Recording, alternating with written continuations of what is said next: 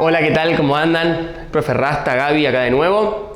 Vamos a ver hoy las alturas de los triángulos, ¿sí? Dependiendo sus ángulos, tienen la altura dentro, fuera del triángulo. Vamos a ver cada una cómo es. Tenemos el triángulo acutángulo, ¿sí? Recordemos que acutángulo quería decir que tiene los tres ángulos agudos, ¿sí? En los casos de los triángulos acutángulos, la altura la vamos a encontrar siempre dentro del triángulo, ¿sí? Recordemos lo siguiente, los triángulos tienen tres lados y los tres lados pueden funcionar como base, ¿sí? No porque esté así tiene una sola base, hay una base, dos bases, tres bases. Y cada base tiene su altura correspondiente. Entonces, tenemos acá la base, vamos a llamarle base 1, ¿sí? Podría ser esta la base 2 y esta la base 3, ¿sí? Cada una va a tener su altura, como decíamos. Y la altura, que es la altura que le respecta a la base 1, es perpendicular a la base y tiene que llegar al vértice opuesto, es decir, ser perpendicular a esta base y llegar a este vértice. Acá encontramos entonces la altura, ¿sí?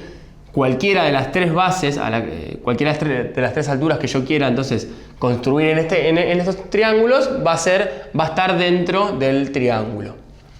Veamos qué pasa en los triángulos rectángulos, ¿sí? Si yo tomo como base en los triángulos rectángulos, que son los que tienen un ángulo recto, tomo como base uno de sus lados que forma el ángulo recto, la altura vendría a ser el otro lado, porque si esta es la base, el segmento perpendicular que llega al vértice opuesto, en este caso, es el otro lado.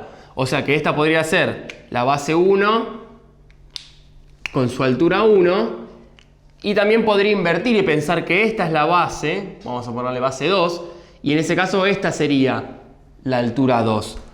¿Sí? Si yo quiero pensar en la otra altura, la que respecta a este lado, sería, vamos a ponerle base 3, y esta sería mi altura 3. ¿Sí? Entonces, cada base tiene su altura correspondiente. Vamos al caso de los triángulos obtusángulos. En este caso, cuando yo me paro en la base esta, una de las que forma el ángulo obtuso, ¿sí?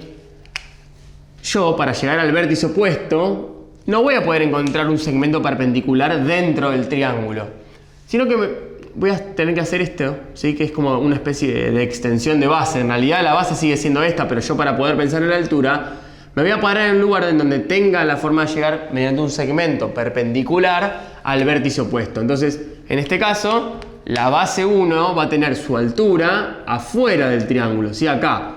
Entonces, la medida de la altura va a ser esta, ¿sí? De acá hasta acá.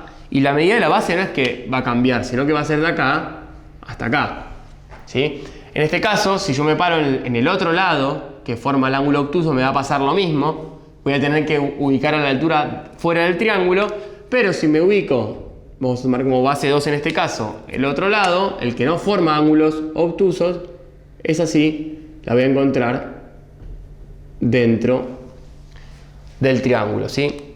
Recordemos, ¿para qué nos sirve esto? Para calcular la superficie, ¿sí? Cuando yo pienso en el área de los triángulos, ¿sí? Tengo que hacer base por altura sobre 2, y es importante saber dónde está esa altura, ¿sí? Dependiendo entonces de cada triángulo, según sus ángulos, voy a encontrar la altura en un lugar distinto.